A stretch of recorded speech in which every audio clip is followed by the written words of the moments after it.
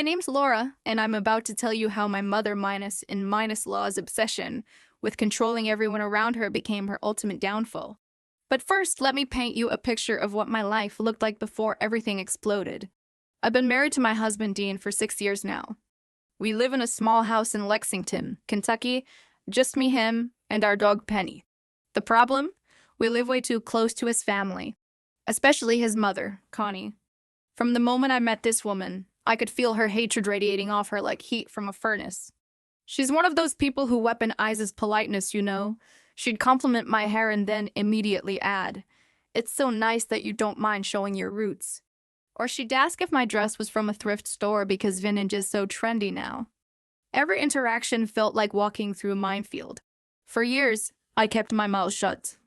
I bit my tongue so hard I'm surprised it didn't fall off. But I had to vent somewhere, right? So I started writing in a journal. Nothing fancy, just a cheap spiral notebook I kept hidden in a shoebox at the back of my closet, buried under old scarves. This journal was my sanctuary. I wrote about feeling like an outsider in Dean's family, about how Connie made me feel worthless, about how Dean never stood up for me when I desperately needed him to. These were my private thoughts, my safe space. I never imagined anyone would read them. A few weeks ago, Connie invited us to her annual birthday dinner. I made her favorite cake, lemon raspberry, and even bought her a gift card to her salon. I was still trying to win her over, still hoping things could change. The dinner was typical chaos. Dean's cousins shouting over each other, Connie showing off her new jewelry, everyone pretending we were this perfect, happy family. I stayed quiet, smiled, nodded, played my role. And Connie stood up and tapped her wine glass with a spoon. "I have something to share," she announced, grinning like she just won the lottery. That's when she pulled out my journal. For a moment, I couldn't process what I was seeing. My chest tightened, my breathing became shallow. Then she opened it and began reading. Word for word, out loud, to everyone. She read the entry where I talked about feeling unwelcome at family dinners. She laughed when she got to the part about feeling judged for not having kids yet. She read the line where I said Dean's family never treated me like I belonged, and she looked straight at me while she did it. They all laughed. Dean's sister Carly leaned back and said, "Damn, Laura, tell us how you really feel." Someone else suggested I should write a book. I was completely frozen. I looked at Dean, hoping, praying he would say something, anything, to defend me. He wasn't laughing, but he wasn't stopping it either. He just stared down at his plate like it was the most fascinating thing in the world. I whispered, "Say something." He finally looked at me and said, "Well, if it wasn't true, why would you write it down?" That sentence shattered something inside me. I stood up, my whole body trembling, grabbed my coat, and left. I didn't yell or scream. I just walked out and started the 2-mile walk home in boots that destroyed my feet. I cried the entire way. When I got home, I locked myself in the bedroom and collapsed. Dean didn't even try to follow me. He stayed with them. The next morning, I found my journal sitting on my pillow. At first, I thought maybe Dean had brought it back as some kind of apology. But when I flipped through it, I found a new page. A page I definitely didn't write. The handwriting looked almost like mine, but not quite. The letters were too neat, the spacing too perfect. My G's always loop a certain way, but these didn't. The Y's curled down like someone had tried too hard to copy my style. This fake page claimed I was cheating on Dean with someone from work, that I was only staying with him for his money, that I planned to drain his savings and leave. It even said I called his family backwards trash. I would never write those words. But the scary part, Connie had always accused me of thinking exactly those things. That's when I knew she had written it. She didn't just steal my journal and humiliate me. She forged an entry and put it back in my bed like some twisted calling card. When Dean came home that evening, he acted like nothing had happened. When I asked him if he gave my journal to his mother, he looked annoyed. I didn't give it to her. She said she found it when we were looking for the extension cord last week. "And you let her keep it?" She said she was just curious. I didn't think it was a big deal. Not a big deal. I was living with a complete stranger. But here's where I stopped being a victim and started being strategic. I realized I was dealing with something much bigger than a mother minus in minus law who didn't like me. I was dealing with a manipulator, and I needed proof. I didn't talk to Dean for 3 days. I told him I needed space, but really, I didn't trust myself not to explode. During this time, I did something I'd never done before. I went through his phone. What I found made my blood run cold. Text messages between Dean and Connie from 2 weeks earlier. Connie got it. This'll be fun. She really thinks she's better than us. Dean, just don't go overboard. Then another exchange from right before the dinner. Connie, I added a little surprise. She deserves it. Dean, just make sure it's not too much. He knew? He knew what she was planning. Maybe not the exact details, but he knew she had my journal and was going to humiliate me. And he let it happen. The next morning, I started building my case. I took screenshots of everything, emailed copies to myself, saved them on a USB drive. I wasn't going to be caught unprepared again. Then I made a calculated move. I reached out to Carly, Dean's sister. We'd never gotten along, but I knew she loved gossip more than anything. I figured if I dangled something juicy enough, she'd bite. I texted her, hey, I need to talk. Something weird is going on. It's about your mom. She replied in 2 minutes, what does she do now? We met for coffee, and I told her everything. Showed her the fake page, the text messages between Dean and Connie. At first, she laughed it off, but when she saw the evidence, her expression changed completely. Wait, she said, leaning forward. Dean knew about this? When I nodded, she went quiet. Then she said something that changed everything. You're not the only one she's messed with. Carly told me about how Connie used to go through her room as a teenager, read her texts, even told her boyfriend she was cheating when she wasn't. She tried to ruin Carly's wedding, claiming her husband was too soft. Then Carly dropped a bombshell, you know she's got a private storage unit, right? I stared at her. What? Yeah, she rents one in Nicholasville. Keeps all kinds of stuff there. Boxes of old photos, letters, things she says people don't need to see. I only know because she made me help her move stuff there last year. That's when it clicked. What if my journal wasn't the only thing she'd taken?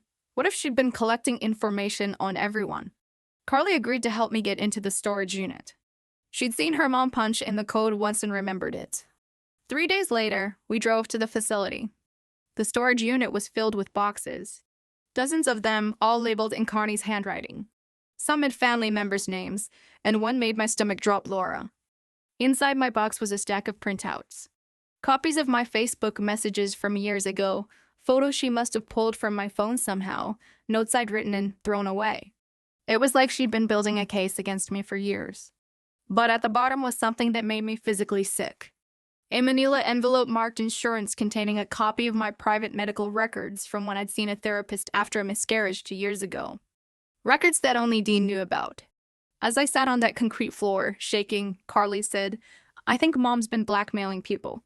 She told me how Connie always seemed to have dirt on everyone, including her own ex-husband. She'd always had evidence, letters, receipts, voicemails. Things that seemed impossible to get unless you were actively spying on people. I realized I wasn't just dealing with a controlling mother in law. I was dealing with someone who'd built her entire life around collecting other people's secrets. Over the next few days, I went back to the storage unit alone. I photographed everything. She had boxes on almost everyone in the family, including Dean's cousin Ina, who'd moved away after a bad divorce. Tina's box contained a screenshot of her bank account, photos of bruises, and what looked like a forged confession. This woman had been collecting ammunition against her own family for years. But I noticed something else. There were security cameras in the hallway. If Connie checked the footage, she'd know I'd been there. So I decided to set a trap. I created a fake journal entry similar to the one she'd planted, but this one claimed she was blackmailing Carly and had made a secret deal with Dean behind my back. I put it in my journal and left it lightly visible in the closet. 3 days later, the journal had been moved. Someone had definitely been in it. That night, I got a text from an unknown number, you're making a mistake.